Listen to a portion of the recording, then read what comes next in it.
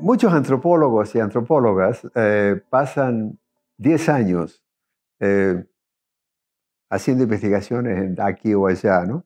Y esos 10 años de investigación después alimentan el resto de la carrera, el resto del trabajo, ¿no? Para mí, todo lo que hago hoy no podría hacerlo sin el dark side del Renacimiento, el lado más oscuro del Renacimiento. Hay dos versiones ya en español, ¿no? Uno que he hecho en Colombia y ahora acaba de salir en Argentina. Ese libro para mí fue fundamental porque después ya lo dije, ¿no? Cuando escribí historias locales, diseños globales, y después el lado más oscuro, la modernidad occidental, y después el último, la política de la investigación decolonial, es es una tetralogía, no planeada así. O sea que de alguna manera el lado más oscuro del Renacimiento me dio las bases de lo que estaba pasando en el siglo XVI y cómo a partir del siglo XVI se fue construyendo este mundo moderno colonial que Quijano lo conceptualiza muy bien. Esa es una cosa. La otra cosa es que yo creo que el libro tuvo y tiene cierto impacto porque lo que yo me di cuenta que quería hacer en ese momento, no podía hacerlo de otra manera, no era escribir una versión más sobre la conquista y colonización de América, basado sobre las fuentes español primero, pero después francesa, inglesa, etcétera, ¿no? Es decir, porque todas estas versiones de la conquista eran mitad de la historia. Nos decían lo que los europeos pensaban, lo que los indios hacían o pensaban. Pero ¿qué es lo que hacían los indígenas y qué pensaban, ¿no? Entonces, ese fue el trabajo, ¿no? Ese fue el trabajo de tratar de mirar a Europa desde la perspectiva de las civilizaciones, las grandes civilizaciones, mayas, incas y aztecas, que son los tres grandes cuando llegan a los hispánicos, ¿no? Eh, y ahí todavía yo no usaba el concepto de descolonialidad, pero era ya era un trabajo decolonial en este sentido, ¿no? En el sentido de dar vuelta la tortilla. Tratar de mirar a Europa desde la mirada indígena, ¿no?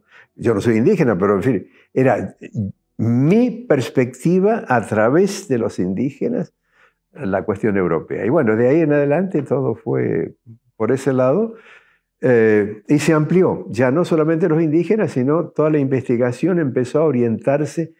¿Qué piensan los africanos? ¿Qué piensan los africanos del norte? ¿Qué piensan los africanos del sur? ¿Qué piensan los asiáticos sobre el momento en que les llega a Europa, les interviene a Europa, ¿no?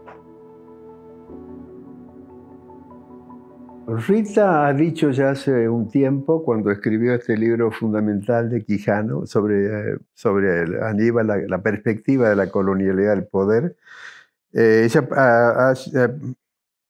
marca una cosa fundamental, eh, que hay cuatro teorías, perspectivas, llamémoslas así, que surgen de América Latina. América Latina, digo, ¿no? Es decir, no son afro, no son indígenas, surgen de la población de ascendencia europea. ¿Qué son? El debate de la dependencia, muchas veces se dice teoría de la dependencia. Teología y filosofía de la liberación, con Gutiérrez y Dussel. Gutiérrez, teólogo, Dussel, filósofo. La pedagogía del oprimido, se me escapa el nombre en este momento, el brasilero. Freire. Y la perspectiva colonial, la decolonial del poder. Estas son cuatro perspectivas que surgen de no de la historia de Europa, sino de la historia colonial de las Américas, ¿no? En ese momento podríamos agregar, ya no de América Latina, pero podríamos agregar que hay 2 o 3 más que surgen del Caribe. Por ejemplo, en el Caribe afro, lo que se dice, lo que se conoce como Grupo Nuevo Mundo, que es contemporáneo a los debates de la dependencia, están discutiendo exactamente las mismas cosas, pero sobre el modelo de las plantaciones. Era muy distinto a la historia, digamos, de la colonización hispánica, etc. Además, en todo el Caribe hay toda una tradición de pensamiento a partir de finales del siglo XIX, bueno, que se manifiesta en Freire, en Fanon, en Sylvia Wynter. Y estamos muy en contacto. Bueno, Fanon, no contacto personal, pero Fanon y Césaire es muy importante para nuestra perspectiva. Y con Sylvia Wynter nos hemos encontrado, con Quijano, con Silvia. Ella ha escrito teniendo en cuenta la colonialidad. Nosotros escribimos teniendo en cuenta las teorías de... Así que hay todo un archivo, una experiencia vivida y de pensamiento en el Caribe. Y a eso tenemos que agregar ahora el surgimiento el resurgimiento del pensamiento indígena, ¿no? Hacia el 2000 más o menos tuvimos muchas discusiones, conversaciones, encuentros con el grupo subalternista de India. Entonces tuvimos encuentros con Guha, con Chakrabarti, Prakash, tuvimos 3 o 4 reuniones especiales, Prakash, Chakrabarti y Ajay Escaria, del lado de los subalternistas, Fernando Coronil, Sara Castro Claren y yo. Eso surgió a partir de una conferencia que organizamos en Duke hacia 1998. Yo era uno de los organizadores, invitamos a esta gente, invitamos a Chakrabarti, y Chakrabarti dijo, bueno, tendríamos que hacer reuniones pequeñas nosotros, 3 o 4 o 5 o 6. Nosotros queremos saber más sobre la colonización de las Américas y nosotros queremos saber más sobre la colonización de las Indias. Pero lo que nos interesaba más es qué es lo que piensan, como decía antes, cómo piensan y responden desde la experiencia de India o Suráfrica, Surasia, a la colonización. Y entonces ahí empezamos a darnos cuenta de cosas muy simples, ¿no? Que todo el pensamiento subalternista parte de la Ilustración, parte del siglo XVIII, porque la colonización de India es inglesa y es a partir del siglo, primero British Indies Company y después el asentamiento, etc. Entonces ahí eso fue muy útil. Fue muy útil, digamos, para entender no solamente los conocimientos, sino las subjetividades. Es decir, además darnos cuenta también de la diferencia de todo lo que hay detrás en la historia de India. Si tomás a Gandhi, por ejemplo. ¿Por qué Gandhi escribe su libro fundamental en Gujarati? Y bueno, al escribirlo en Gujarati es toda una escisis que está en juego, además de lo que él está conceptualizando sobre el colonialismo inglés. Bueno, eso por un lado, creo. Por otro lado, hay en este momento una conversación con pensadores africanos, con Membe, con Felwine Sarr y con Sabelo, no me acuerdo su nombre, Gaskendi. Y bueno, a esto podemos, un tercer momento es las conversaciones con Wang Wei en China, que ha escrito un libro mucho, pero uno fundamental sobre Chinese Thought, que se traduce ahora al inglés, que son 4 volúmenes sobre la historia del pensamiento chino, desde Confucio, Mencio, etc. Es un libro fundamental, porque como decía ayer, ¿para qué les hace falta a los chinos Platón y Aristóteles, no? Además, estoy ya hace tiempo en conversación con un sociólogo malasio y musulmán, Farid, ahí está, Sayed Farid Alatas. La familia Alatas viene desde el abuelo de Farid, que escribió un libro fundamental en los 70, algo así como liberalismo, no, secularismo e islamismo. Es un libro fundamental que tuvo muchas críticas porque se dice que es un poco fundamentalista, quizás lo es, pero el planteo no se puede tirar el bebé con el agua, ¿no? El planteo que él hace ahí es un planteo fundamental. Luego, el padre de Farid escribió otro libro fundamental en los 70, es sobre el concepto occidental de la ociosidad de los habitantes de Filipinas, de Malasia, que también era un lugar común en las Indias, en Sudamérica, ¿no? En los 900. Los indios eran lazy, ¿cómo se dice? Perezosos. Y esto es un concepto fundamental. Es perezoso, ¿por qué? Porque tienen otra forma de vida y toda otra escisis. Es decir, y ellos se los ve como perezosos porque no contribuyen al trabajo que garantiza el progreso, de acuerdo a la visión occidental, ¿no? Entonces, Syed Farid Alatas, él está desde hace tiempo trabajando sobre cosas muy semejantes a las nuestras, que es la colonialidad del saber, del conocer, desde el punto de vista sociológico, pero también desde el punto de vista experiencial, ¿no? Entonces nos dice, bueno, sí, tenemos que conocer a Durkheim, tenemos que conocer a Marx, tenemos que conocer los pensadores fundamentales de Occidente que nos impusieron aquí, si no, no podemos criticarlos. Pero nosotros no podemos resolver todos nuestros problemas a partir de ellos. Tenemos que conocerlos, nos los han impuesto, pero no nos ayudan a entender nuestra propia memoria, historia. Es decir, pensar a partir de nuestros cuerpos y nuestra propia escisis, ¿no? Y bueno, ahí para mí viene el pensamiento fronterizo. El pensamiento fronterizo es precisamente esto, ¿no? Es decir, tener una escisis que responde a una historia colonial y tener que lidiar con formas de vida y de pensamiento que te han impuesto. Es decir, no podés negar la modernidad, pero al mismo tiempo ya no podés hacer lo que te dicen que tenés que hacer, ¿no?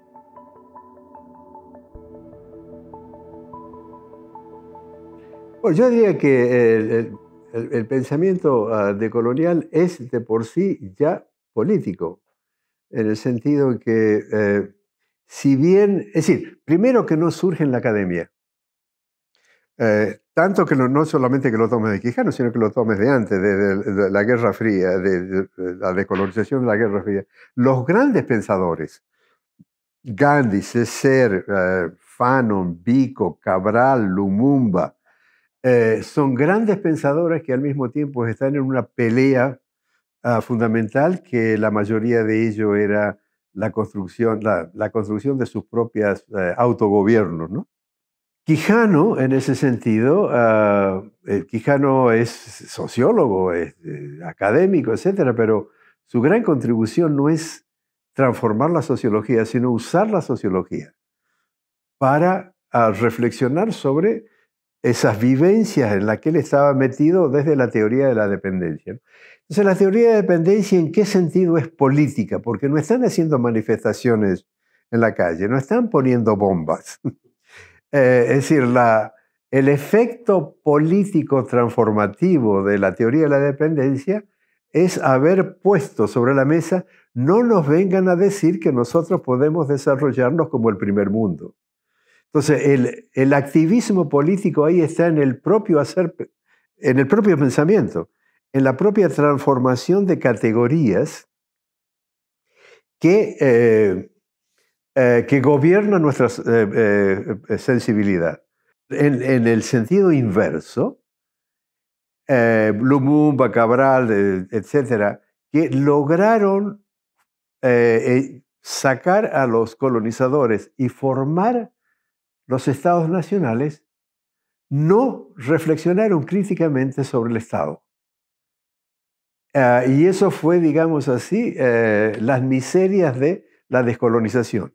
sus esplendores fueron que lograron los objetivos, pero no se preguntaron, no cuestionaron la complicidad entre economía y Estado, y entonces quedaron presos.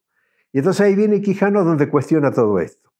Entonces Quijano nos hace entender que el fracaso, es decir, la victoria, pero también el fracaso de la descolonización es no haber cuestionado lo que él llama el patrón colonial de poder. Entonces ese es el trabajo fundamental, que lo hagamos donde lo hagamos. Es decir, yo no salgo bueno, hago trabajo académico, pero también hago trabajo con grupos en Argentina, por ejemplo, que son periodistas o que son activistas o que son artistas, etcétera, ¿no? Es un trabajo, en el caso mío, en el caso de Katy, también en el caso de Lugón, en el caso de Rita, ah, que salen de la academia, o la hacemos en la academia, pero es como que sabemos que la academia nos está usando, pero nosotros usamos también la academia porque nos da la posibilidad de reflexionar, pensar, investigar y hacer otro tipo de trabajo, ¿no? Por ejemplo, la Escuela de Colonial de Verano. La Escuela de Colonial de Verano está ligada a la universidad, pero es también activar un tipo de conocimiento, de sensibilidad que no sea controlado por el academicismo y por las categorías moderno occidentales de pensamiento, ¿no? En resumen, yo creo que lo que estamos cuestionando aquí es la división entre teoría y praxis. La teoría es praxis y la praxis es teoría. Ah, entonces, ya el pensamiento decolonial mismo, por eso el pensamiento decolonial mismo es una actividad política, por eso decimos que estudios decoloniales no tienen sentido. Porque estudios decoloniales es ya caer en la epistemología moderna en que lo decolonial es decir, los estudios decoloniales estudian el colonialismo como objeto. Pero esto ya no es lo que hacemos, sino lo que hacemos que el pensamiento decolonial es una actividad política para desprendernos de la epistemología moderna y al mismo tiempo construir otras formas de saber, de sentir, de pensar y de estar en el mundo, como decíamos ayer, ¿no? Este, bueno, dos cosas, ¿no? Yo creo que, por un lado, el pensamiento decolonial apoya todas estas eh, manifestaciones, actividades, etcétera, que protestan ah, el excesivo, la excesiva explotación de la naturaleza transformada como recursos naturales, ¿no? Entonces, en ese sentido, apoya todos estos movimientos verdes, etcétera. Pero esto no es lo fundamental porque esos movimientos todavía no cuestionan por qué hemos llegado hasta este punto. Entonces ahí el trabajo de Colonial, al mismo tiempo que apoya lo que se está haciendo, va a indagar, digamos, cómo se forma el concepto de naturaleza y cómo llegamos a la idea de que la naturaleza es algo para explotar, para el progreso, etcétera, etcétera, ¿no? Entonces, en ese sentido, el pensamiento de colonial no indígena aprende y se une al pensamiento y a la cosmología indígena. Y de ahí aprendemos que la naturaleza no es un objeto, somos naturaleza. Entonces, es decir, estamos relacionados orgánicamente con el río, con el agua, con la luz, con los alimentos, etcétera, ¿no? Entonces, la cuestión fundamental de lo decolonial, como lo practicamos nosotros, es empujar esa manera de pensar, sentir, convencernos y actuar de otra manera con respecto a ese ente explotable que es la naturaleza, ¿no? Y que nos ha llevado a esto. Eso por un lado. Eh, yo escribí un artículo que ahora sale como capítulo en un libro en Argentina, que es eh, Desarrollo sostenible o economías sostenibles. Entonces, esto se relaciona con lo que acabo de decir. El desarrollo sostenible El problema no es la sostenibilidad, el problema es el desarrollo. Mientras vos mantenés el concepto de desarrollo, sostenible le podés hacer un maquillaje, lo podés hacer quizás un poco mejor, menos polute, etcétera, pero todavía seguís pensando en el término de desarrollo. Economías sostenibles es otra cosa. Economías sostenibles son economías que mantienen, como aprendemos de los indígenas, pero también de los chinos filósofos antiguos, es decir, el principio de armonía, el principio de equilibrio. Si los aztecas, por ejemplo, tienen una expresión que decía, vivimos en una tierra resbalosa. Y la cuestión fundamental, y ahí está un poco también, digamos, en los ritos sangrientos, en homenaje al sol, etc., la cuestión era mantener el equilibrio. Y mantener el equilibrio en los chinos se da con el yin-yang. Se da en el principio de complementariedad. Como aprendemos también de los indígenas, es decir, familia es todo. Familia son los árboles, son el río, son las llamas, son las gallinas, es el aire, es la luz, etc. Entonces, esto es para mí lo fundamental. Mientras tanto, estamos en un momento en donde todavía el desarrollo está al servicio del capitalismo y aparecen fuerzas contra eso, pero al mismo tiempo dentro de las mismas reglas del juego. Y ahí es donde nosotros decimos que la teoría, objetivos fundamentales del pensamiento decolonial no es cambiar el contenido, sino los términos de la conversación. Mientras apoyamos quienes protestan este contenido, pero sabemos al mismo tiempo que si no cambiamos los términos de la conversación, el capitalismo va a ganar siempre porque las contras, las críticas a las crisis climáticas en este momento, la mayoría de ellas se están haciendo dentro de las reglas del juego. La cuestión es no solo lo que se puede hacer y lo que se hace con la tecnología, o digamos la inteligencia artificial que hace cuadros que no sabemos si lo ha hecho la artificial. La cuestión es cómo hablamos de esto, cómo concebimos esto. Y ahí está nuestra pelea, porque de nuevo no es lo que se hace, sino cómo concebimos lo que hacemos, cómo concebimos lo que estamos haciendo. Entonces, ahí está el problema grande hoy, que estamos recién ahora pensando un lenguaje que nos permita dar sentido a este tercer momento, digamos así, que es la incursión de la tecnología. La cuestión de la tecnología es una cuestión mecánica, diría yo. Entonces, para nosotros la cuestión estética es una cuestión orgánica, porque es posible que los robots o la robótica, la inteligencia artificial, está siempre construida por organismos.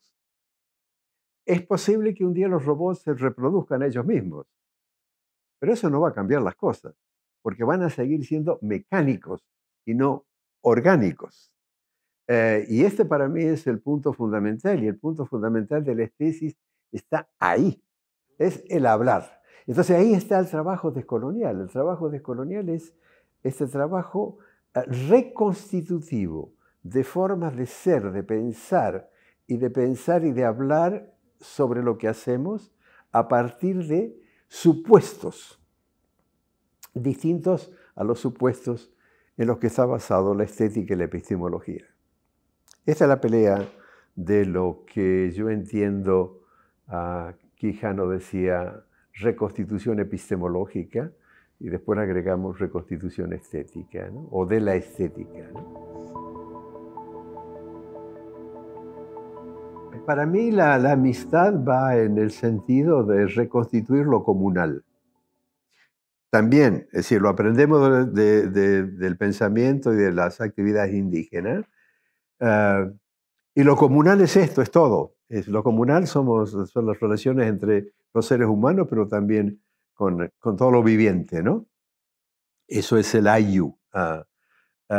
Entonces la amistad es parte de eso, es decir, la amistad quiere decir respeto, relaciones, digamos así, de complementariedad, de ayuda, no de competencia, de superar, de ganarle al otro, a la otra, ¿no?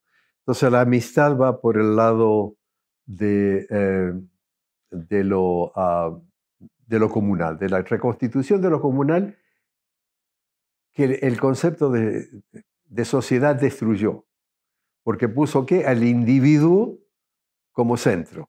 Y el individuo, el self-interest, ¿cierto? Todo el liberalismo está construido sobre esto, ¿no?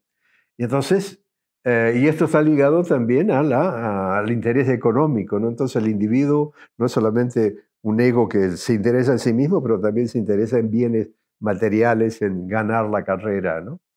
Entonces la amistad va para decir, salirnos de esto, salirnos del ego, salirnos de la, de la individualidad, ¿no? Que nos impuso la modernidad.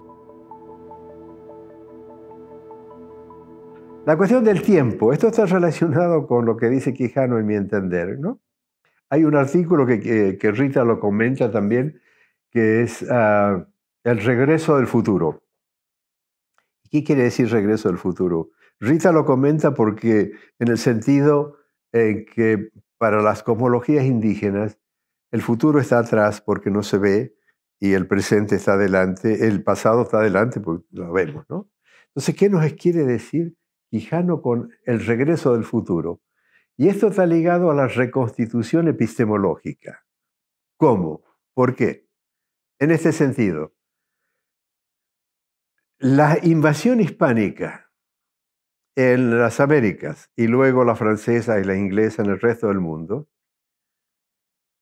interrumpen las historias locales y le imponen una temporalidad que es la temporalidad de la modernidad.